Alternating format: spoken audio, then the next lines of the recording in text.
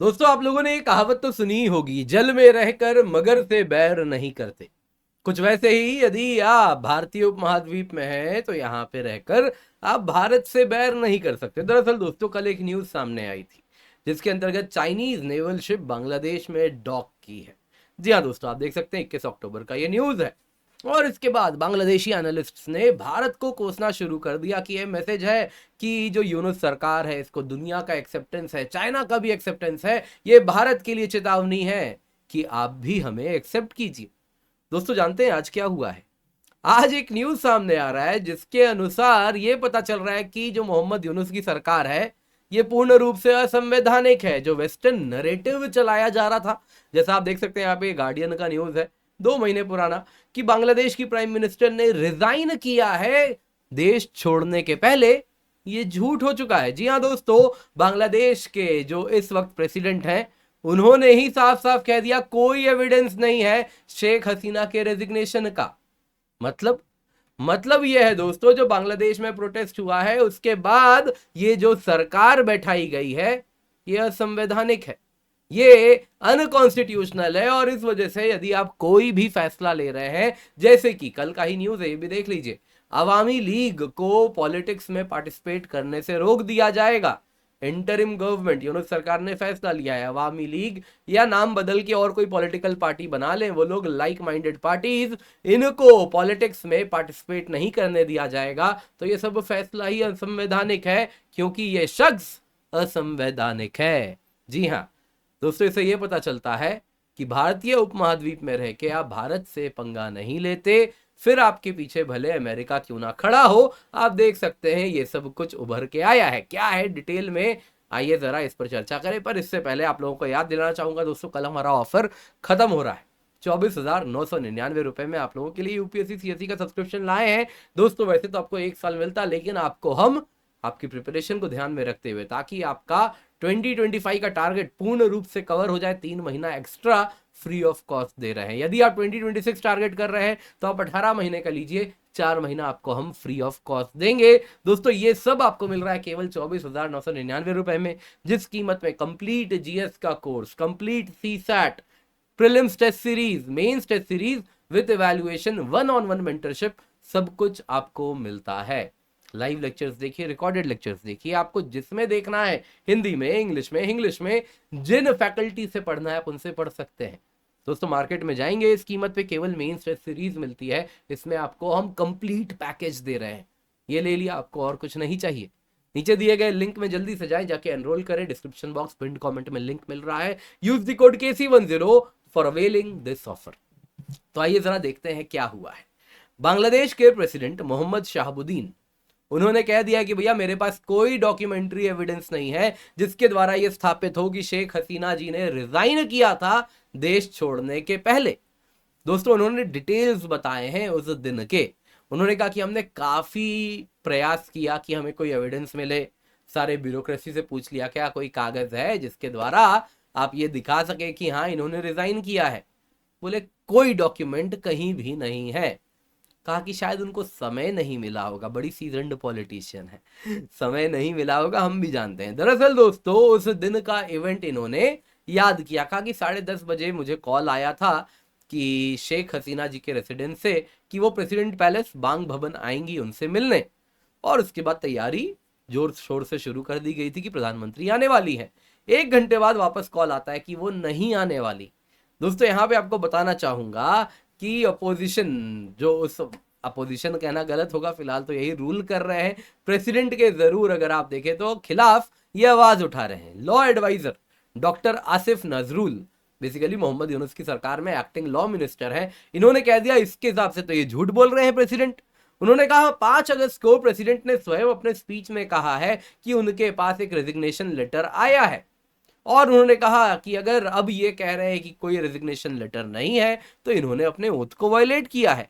क्योंकि उन्होंने कहा कि देख लीजिए, जो स्पीच नेशन को संबोधित किया गया था 5 अगस्त को रात को 11:20 में, जिसमें उनके तीनों ओर से आर्म्ड फोर्सेस के चीफ भी थे, वो ओथ में उन्होंने साफ साफ कहा था शेख हसीना ने अपना रेजिग्नेशन लेटर सबमिट किया है जिसको उन्होंने एक्सेप्ट किया है। तो अब क्या हो गया? दोस्तों इससे ये पता चलता है कि उस वक्त प्रेसिडेंट के ऊपर बहुत ज्यादा दबाव किन्हीं के द्वारा बनाया गया था। किनके द्वारा अब तो सबको मालूम है।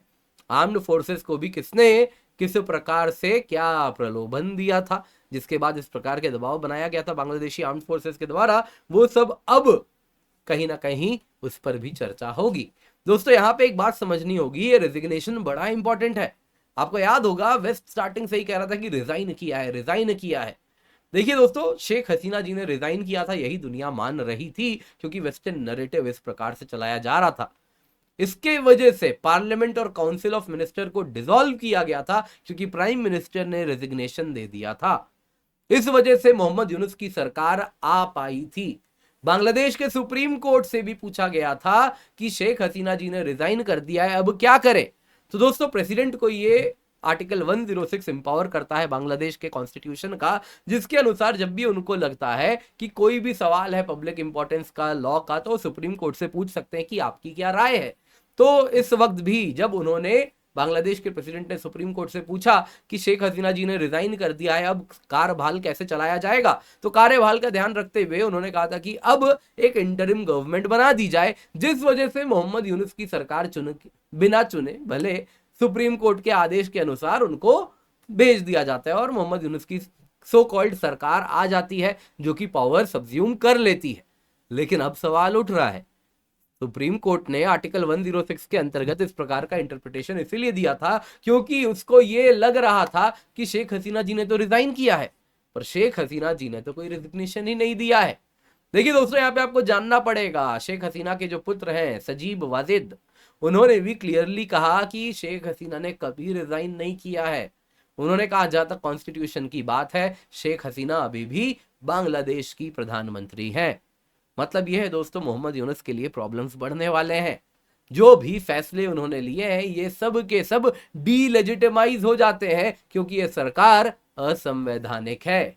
इसका मतलब है जो वेस्टर्न नैरेटिव चल रहा था कि यूनुस तो डेमोक्रेसी के मसीहा है, ये सब झूठ है।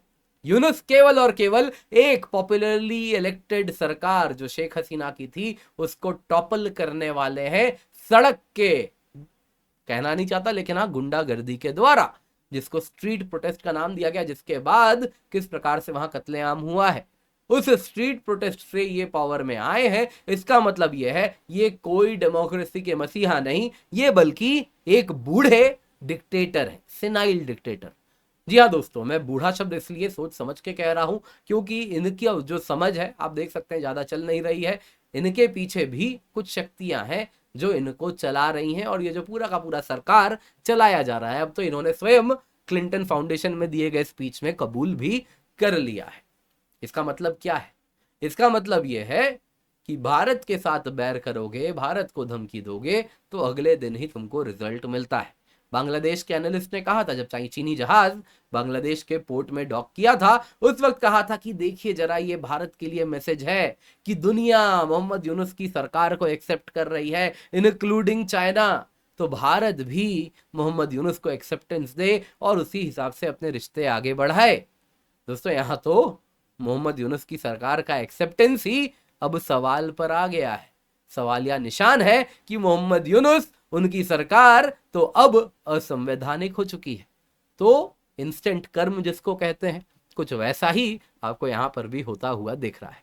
उम्मीद करता हूं आपको ये वीडियो पसंद आया होगा, लाइक जरूर कीजिएगा, शेयर करना ना भूलें। याद रखिए दोस्तों, कल ऑफर खत्म हो जाएगा। 24,999 रुपए में आपके लिए हम यूपीएससी सीएससी सब्सक्रिप्शन लाए हैं, जिसमें अगर आप 12 महीने का सब्सक्रिप्शन लेते हैं 3 महीना फ्री मिलेगा, 18 महीने का लेंगे 4 महीना फ्री मिलेगा। दोस्तों कई बैचेस हमारे स्टार्ट हो रहे हैं, आप देख सकते हैं 18 महीने प्लस 4 महीने का एक्सटेंशन के साथ हमारा आरंभ बैच है। दिन में बस एक क्लास आपको अटेंड करना है, बाकी टाइम सेल्फ प्रिपेयर कीजिए ताकि आप बेसिक से एडवांस तक जा सकें। वीकली टेस्ट होगा, unlimited live and recorded content आपको मिलता है। इसके सिवा आगाज बैच है, अर्ली एनसीईआरटी पे फोकस किया जाए ताकि आपका स्ट्रॉन्ग फाउंडेशन हो। कॉम्प्रिहेंसिव स्टडी मटेरियल आपको मिल रहा है, स्पेशल फोकस आंसर राइटिंग पे है, सारे कोर्सेज का भी एक्सेस है। यदि आप रिपीटर हैं तो आपके लिए स्पेशल बैच है ताकि आपका एडवांस्ड लेवल ऑफ प्रिपरेशन हो सके। प्रीलिम्स में इंस्टेंट सीरीज मिलेगी, डेडिकेटेड डाउट सॉल्विंग है, स्पेशल फोकस आंसर राइटिंग पे है, मेंस क्यूईपी प्रोग्राम मिल रहा है, सब कुछ मिल रहा है। आपको वापस याद दिला देता हूं, आप कोई भी बैच लें, 1 साल का लीजिए, 1.5 साल का लीजिए, आपको प्रीलिम्स मेंस टेस्ट सीरीज मिलती है हर हाल में। तो कोर्स भी है, टेस्ट सीरीज भी आपको मिलेगी ही मिलेगी। तो जरूर जुड़े। इसके सिवा मेरा करंट अफेयर्स का कोर्स है, हफ्ते भर का करंट अफेयर्स हम बस 2 दिन में कवर करते हैं। क्या प्रीलिम्स क्या मेंस आपको पूर्ण रूप से तैयार किया जाता है। तो आप निश्चिंत होकर जुड़े, यूज द कोड KC10, तभी आपको मैक्सिमम डिस्काउंट मिलेगा।